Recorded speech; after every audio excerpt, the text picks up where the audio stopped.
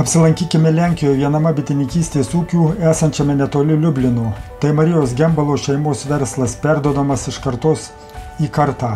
Apsilankius ūkyje matome, kad verslas sekasi, kad čia dirba darbštus ir sumanūs bitininkai, apie tai liudija gražūs tvarkingi gyvenamieji pastatai, gamybinės patalpos su bitininkystės reikmenų parduotuve, nauji automobiliai, o nedideliuose sodybos kiemuose tvarkingai išdėstyti bičių motinų veisimo aviliukai. Melifera bitynas yra veislinis, jame vykdoma genetinio gerinimo programa skirta 2 Krainos veislės linijoms – Prima ir Gema, ir vienai Kaukazo VG linijai. Bityne dirba šeimos nariai Marija Gembala ir jos dukra Agnieška, žentas Mariušos Dūma. Taip pat sezono metu praktiką atlieka ir Pčela Vola bitininkystės technikos mokyklos studentai. Esu Marijos Gembalos įkūrusios bityną dukra. Su vyru Mariušu kartu su tėvu prižiūrime šį bityną jau 21 metus, nuo 2004 metų. Abu su vyru turime dirbtinio apvaisinimo licenzijas, patys apvaisiname motinas, pasakoja bitynų šeimininkė Agnieška. Šiemet tėvai dėl amžiaus ir artėjančios pensijos jau pristabdė veiklą. Mama ateina padėti, kartu su mumis apvaisina, padeda, bet jau ne taip aktyviai. O ar klientai Lenkijoje aktyviai perka bičių motinas? Taip, susidomėjimas didelis, juk nuo motinų dėslumų iš esmės priklauso bitynų našumas, medaus derlius. Siekdami didinti apyvartą, mūsų ūkis dalyvauja bitininkystės paramos programoje, kurią finansuoja Europos Sąjunga. Bitininkai iš mūsų gali įsigyti motinų tiek neapvaisintų, tiek dirbtinai ar natūraliai apvaisintų. O kiek kainuoja dirbtinai apvaisinta motina? 70 zlotų, tai dirbtinai apvaisinta, bet dar nepatikrinta, ar deda kiaušinėlius. Tai darbiniai motinėliai. O kokios veislės? Krajinka ir Kaukazo. Mūsų bityne laikome 2 bičių rases. Kodėl kaukazietė tokia populiari Lenkijoje? Ji labai tinkama propolio pikio rinkimui, ji greitai pradeda dirbti net ir esant žemesnei lauko temperatūrai, o Lenkijoje klimatas labai nepastovus. Todėl kaukazietė gerai dirba prastu oru ir net skurdžiose vietovėse. Mūsų regione, ypač rytinėje Lenkijos pusėje, nektarų šaltinių nėra daug. Todėl kaukazietės visada pasižymi puikių gebėjimų dirbti net ir silpnų medunešių metu. Ar bitininkai aktyviai naudojasi paramomis? Finansavimas yra skiriamas iki 50% bičių šeimų užregistruotų bitininkų organizacijose. Pavyzdžiui, tai reiškia, kad jei kas nors yra užregistravęs 20 šeimų, gali pasikeisti 10 motinų arba įsigyti 10 bičių šeimelių ir už tai gauna kompensacinę paramą. Priklausomai nuo metų parama gali siekti apie 60–70% grynosios sumos mokamos už bičių pirkimą. O kaip jūs mokėtės profesijos? Iš savo mamos? Taip, visų pirma, praktinių veisimo darbų mane išmokė mama. Taip pat baigiau Varmijos Mozūrų universitetą zoologijos specialybę. Bitininkystės katedroje įgijau bitininko inžinieriaus magistro kvalifikaciją. Bet daugiausiai išmokau praktikoje, dirbdama čia bityne kartu su mama. Mano vyras Mariušas taip pat baigė universitetą, be to ir bitininkystės technikumą Pčela Volyje. Ir nuo pat pradžių mes abu dirbame čia, nuo pat bitynų įkūrimo. Šiame darbe reikia kvalifikacijos ir patirties, reikia gerai išmanyti bičių biologiją, darbo principus ir veislinio bitynų veikimą. Ir laikytis pagrindinių principų. Visų pirma, nepakenk. Todėl būtina nuolat kelti kvalifikaciją, dalyvauti mokymuose, todėl ir vyksta susitikimai, bitininkystės konferencijos, kuriuose verta dalyvauti. Ir mes nuolat dalyvaujame, keičiamės informaciją su mokslininkais, profesoriais, bitininkais, praktikais. Dažniausiai konferencijos vyksta Pulavuose, Liubline ir Varšuvoje. Jos rengiamos ir bitininkų švenčių metu. Ir ūkiuose, pavyzdžiui, pas poną Kaštelevičių, jo bityne Sadecki Bartininkuose. Rengiami įvairūs įdomus diskusijų forumai ir paskaitos, kuriuos verta lankyti. O kaip jūs vertinate Apimondiją? Ar šiemet dalyvausite kongrese Kopenhagoje? Taip, šiemet dalyvausime kaip šeima, bet nebūsime nei parodos dalyviai, nei pranešėjai. Susitiksime su draugais iš kitų šalių ir mielai pasidalinsime patirtimi. Znajduje się około 1500 ulików takich z matkami, które są przeznaczone do sprawdzenia podczas lotów godowych. Po rozpoczęciu czerpienia są wyłapywane i wysyłane do pszczelarzy. Mūsų bitynas specializuojasi veisti įvairių bičių rasių motinas. Šiuo metu yra apie 1500 aviliukų su motinomis, kurios yra natūraliai susiporavusios. Dirbtinai reprodukcinėje klasėje apvaisintas motinas pirmiausia patikriname mini aviliukuose. Jeigu jos pradeda dėti kiaušinėlius, tuomet perkeliamos į pagrindinį bityną. O pradėjusios dėti kiaušinėlius, jos sugaunamos ir išsiunčiamos bitininkams užsakovams. Mini plus aviliukuose taip pat tikriname reprodukcinės motinas, kurios yra mūsų apvaisintos ir laukiame, kada jos pradeda dėti kiaušinėlius tuose mini plus aviliukuose. Jeigu dėjimas yra geras, tada motinos parduodamos kaip patikrintos dėl dėjimų. Tokia yra procedūra. Klientams dažniausiai siunčiame per Lenkijos paštą arba kurjerių įmonę, kuri garantuoja pristatymą per 24 valandas. O ar siunčiate į užsienį, pavyzdžiui, į Lietuvą? Nesiunčiame, nes tai susiję su privalomais veterinariniais tyrimais, kuriuos bitės turi praeiti. Mums taip pat didelė techninė problema, nes tyrimai galioja tik apie 3 dienas. Taip pat logistiškai mums tai sudėtinga, o vidaus rinkoje neturime problemų su realizacija. Taigi, jeigu kas nors atvyksta į vietą ir nori įsigyti, jokių problemų. Ar jūs atliekate morfologinius tyrimus? Kaukazietėms taip, krainos bitėms taip. Kiekvienais metais tai atliekame bitininkystės institute Pulavuose. O kokie yra morfologiniai požymiai, pavyzdžiui, kaukazietiškų? Pavyzdžiui, kiek milimetrų strablelio ilgis? Ne, šiuo metu matuojama naujojų metodu ir strablelio ilgis nebematuojamas, o matuojama 16 taškų ant sparnų. Tarp jų kubitaliniai ir diskodaliniai taškai ir to užtenka siekiant nustatyti veislės grynumą, įvertinti dešinio sparno konfiguraciją ir kitas detalės. Kiek per metus užauginate bičių motinų? Šis skaičius yra kintantis, stengiamės palaikyti apie 500 šeimų kaip bazę. Tačiau vasaros laikotarpiu šis skaičius padidėja maždaug iki 180. Ūkyje veikia ir bitininkystės įrangos parduotuvėje. Čia gausu būtiniausių prekių nuo bitininkų kaltelių, aprangos, preparatų prieš varozę ir kitas ligas iki viešvietėjiškos ir profesionaliosios literatūros. Sezono metu prekiaujama ir apie fortūną bičių maitinimo sirupo. Jau gerą dešimtmetį ūkis gamina daugiakorpusinius poliuretano avilius sutvirtintus plastikiniais rėmais. Įsigiję plastiko žaliavos, šie sumanūs bitininkai išlieja avilius pagal nustatytą formą. Aviliai yra lengvi, patvarūs, lengvai prižiūrimi ir pasižymi gera šilumos izoliacija. Baigiant viešnagę Neliferę bityną, reikia pažymėti, kad Lenkijoje šiuo metu taip pat sunku realizuoti medų. Šis bitininkystės ūkis, aprėpdamas kelias veiklos kryptis, motinų auginimą, parduotuvę, avilių gamybą, sėkmingai išsilaiko Lenkijos rinkoje.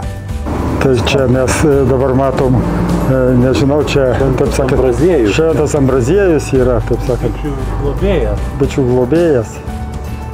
Ir vėl matom ankstesnį sklypą, kuris, taip sakant, buvo pradinis. Ir dabar čia yra gražiai sutvarkyta tiesiog.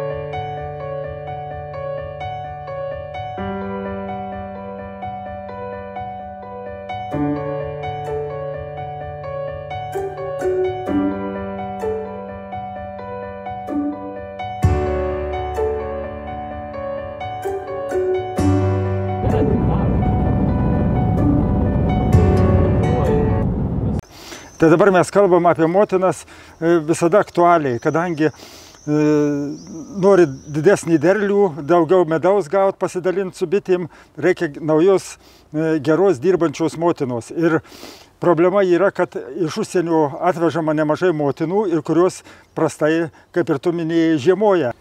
Tai iš pradžių gal tada, nuo pirmo klausimo.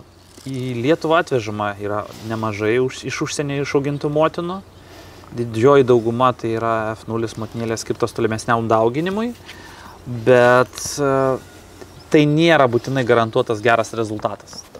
Neretai būna, pasitaiko, užsakai motinas, pasiemi kelias linijas ir pavasarį pamatai, kad jos prastai žiemoja. Ir tu iš tokių šeimų net neaugini, nes jeigu jau dabar jau F0 vadinama veislė motina prastai žiemoja, tai neišimtis gali būti ir problema su jos dukrom. Būna atveju, kai užsisakai F0, iš rudenio užsidedi bandomąją partiją pirmą neskirtą, tiesiog pasižiūrėti dėl spalvos, dėl charakterio, dėl dydžio, dėl visko. Būna irgi netinkama. Tai ta mini adaptacija Lietuvoje vykdoma yra, nes yra daugelis bitininkų atsiveža, pasibando ir, kaip sakant, nusivilia ir daugiau iš to bitininko neperka. Bet čia yra iš F0 atveju, yra ir Vokietija, Italija, Austrija, Danija, vežam iš daug kur ir nebūtinai pasiteisino. Dėl to kartais būna tikrai nusivylimas, kai išleidi ten 1000 eurų ir daugiau ir netinkamos dauginimos Lietuvoje. Yra buvę atveju, kai labai spėtlios šeimos, dukros tiesiog, linkusios spėsti. Apie kokias rases tu kalbi dabar? Įvairias, ar ne? Tai nėra rasės esmė. Ne? Tai visiškai gali būti ir karnikai, ir bakfastas, ir italės. Labai daug susideda iš bitininko klaidų. Labai nemažai bitininkų mėgėjų nusiperka pabandymui bakfastas, italės, kurios yra visiškai pramoninės bitės ir jos tiesiog nesuvaldo spėtimo. Jos nesugeba, nesupranta, kaip gali būti ant avilio daugiau negu 2 magazinai. Arba kaip gali būti, kad avily 9-10 rėmų dengtų perų ir dar pradėjus dėti šviežiai. Ir nesuvaldo tokių, nes net suvokia esmės. Prie tokių bičių neužtenka privažiuoti 1 kartą per savaitę. Prie tokių bičių privalo būti svarstyklės, kurios tau rodo, kiek prineša. Yra atveju, kai stipri šeima per dieną prineša 12 kg nektaro, kas reiškia, kad tu sekančią dieną turi dėti magaziną dar vieną. Tai tiesiog jauni bitininkai nesusitvarko, nesusivaldo. Tai va, dėl motinėlių, spėtimų ir panašiai. Tai visiškai neretai pasitaiko, kad tai yra bitininko klaidos tiesiog. Ar avilys netinkamas, ar bitininkavimo technologija netinkama ir panašiai. Dėl antro pastebėjimo, Lietuvoje įmanoma būtų daryti pramoninius bitynus su selekcija, bet tam turi būti visiškai uždaros salos. Tai mes turim pervalką? Turim, bet turi įstatymų būti apibrėžta, kad ten, pavyzdžiui, kaimynai negalėtų bičių. Viena rasė. Tai va, Lietuvoje kol kas bent jau mano vizija yra tik tai dirbtinis apvaisinimas, jeigu tu nori grinarasės, bet tada kontraklausimas, kas mokės iš Lietuvos bitininkų, kai šiuo metu didmenoj medus po eurą 80, kas mokės po 80 eurų už motinį. Nes dirbtinio apvaisinimo būdu apvaisinta motinėlė tai yra 3 kartus daugiau darbo.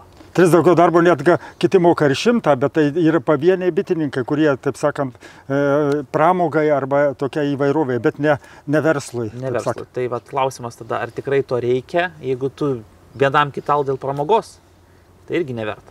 Bet vis tik tai dirbtinis apvaisinimas, man atrodo, yra tokia išeitis rasę išsaugoti ir man atrodo, kiekvienam, kuris motinas augina, reikėtų tą šaką irgi, taip sakant, bandyti. Kaip tu į tą žiūri, ar bandai ką nors daryti šią linkmę? Su dirbtiniu apvaisinimu buvau konsultacijai pas Austrijos bitininką, kuris turi 2000 šeimų, daro dirbtinį apvaisinimą. Sakau, gal galėčiau apsimokyti. Jis buvo pirmasis klausimas. Ar dažnai pilna bityno selekcija, pilna bityno aprašymų? Tai reiškia, kiekvienas pas tave avilys turi knygą, kur 5 metų istorija. Kiekvienas avilys. Sakau, ne. Sakau, tai gerai, stipriausios šeimos tikrai aprašytos 5 metai į priekį. Sakau, ne. Sako, tau nereikia dirbtinio apvaisinimo. Sako, tu nesugebėsi sužiūrėti, iš ko tu augini, ką tu gauni, ilgalaikiai perspektyvoje, ką tu turi gauti, nežinosi, ką maišai su kuo. Sako, kam tau to reikia? Sako, vien tam, kad padaryti, sako, turi labai daug apmokytų žmonių, kur susipirko įrangą po 5-4 tūkstančius eurų. Sako, 10 kartų apvaisino ir viskas, ir nenaudojama. Nes jeigu tu neturi atsekamumo, tau dirbtinis apvaisinimas nepadės. Kad Lietuvoje turėti atsekamumą, tai yra atskira darbo vieta. Nes 100 avilių, kaip pavyzdys, reikia minimaliai, kad tu galėtum dirbtinio apvaisinimu užsiimti. Ir turėjai atskiras žmogus, kuris tau eis, aprašinės, kiek perų, kiek maisto, kokio dydžio, kiek prinešė, kaip dirba, kaip spalva, eksterjeras, viską. Tai yra atskira profesija ir Lietuvoje, nemanau, kad tai realu, nebent tu turi viziją tas motinas eksportuoti iš Lietuvos. Tada galima būtų. Ieškoti rinkų. Taip. Bet Lietuvoje, kad reikėtų dirbtinio apvaisinimo ir tai atliktų profesionaliai, bent jau kol kas nesu girdėjęs.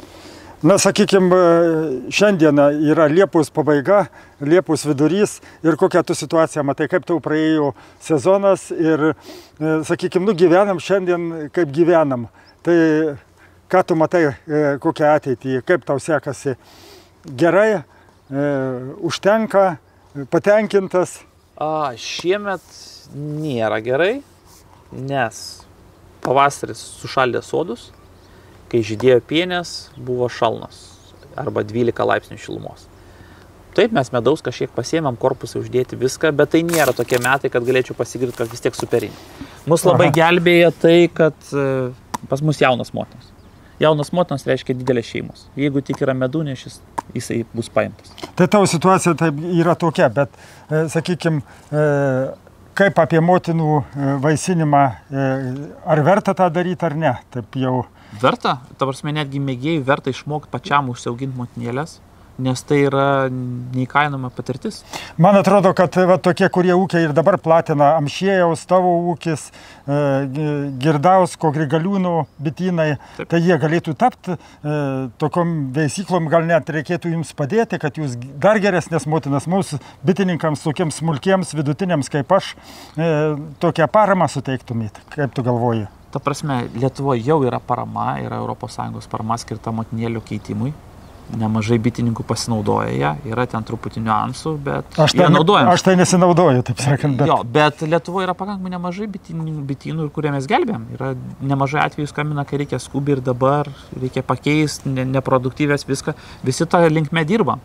Ir neretai sako, tai tu augini savo geresnės, man blogesnės. Neturiu aš laiko savo atskirai auginti. Aš tai labai džiaugiuosi, pakeisdamas geras motinas ir iš karto mano bitynų produktyvumas auga ir tiesiog mes turim skirti šitam dėmesiui, taip sakant, planingai ir manau, kad jeigu atsirastų bitynų, kurie gerai ir gerų motinų adaptuotų paruoštų mums, tai būtų didelis džiaugsmas ir sėkmė. Tai be abejo, nes mes irgi stengiamės, ta prasme, tai šitas verslas, motinėlių auginimas, tai yra ilgalaikį perspektyvai, nes tu stengiasi ir dėl savęs, ir dėl kito. Jeigu kitam patiks, galbūt grįš ir kitais ir dar kitais metais. Nes visi nori rezultato ir norint rezultato, motinas privalai keisti kas 2 metus. Nes po 3 metų jau išlenda tas, kad jos šeimos silpnesnės, mažesnės ir panašiai. O jeigu, kaip sakoma, kaip knygose parašyta, jeigu silpnos šeimos, su jom tik bėda. Nes prie jų prieiti vis tiek reikės, o naudos kaip ir mažai. Na, bet šeimos ir su sena motina gyvena tik mums bitininkams, kažkaip tai yra mažai. Mažai medaus. Bitininkams visada mažai. Bitės yra gobšios, bet bitininkai dar labiau. Man atrodo, kad turėtume pusiausvyrą žiūrėti, ar ne, kad ir bitėms bus gerai ir mums liktų, ar ne? Būtinai.